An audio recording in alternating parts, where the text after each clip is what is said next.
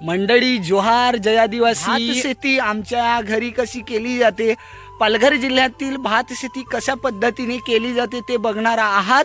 हे राबामध्ये नाही शेतामध्ये पेरलेला आहे. कोणता गो भात?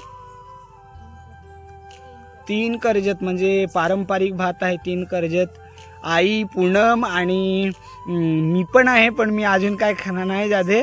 सो खाणायला लागले. तिरू थोडासा लहान आहे, म्हणजे आवण थोडासा लहान आहे, पण आपल्याला आवणी लवकर संपवायची आहे, त्याच्यासाठी आवायला घेतलेला आहे. आणि हे एवढेसे मूठ तयार झालेले आहेत, खणून ठेवलेला आहे. आणि हा जो शेत दिसतोय, या शेतामध्ये आपण खाचरामध्ये नांगर फिरवणार आहोत.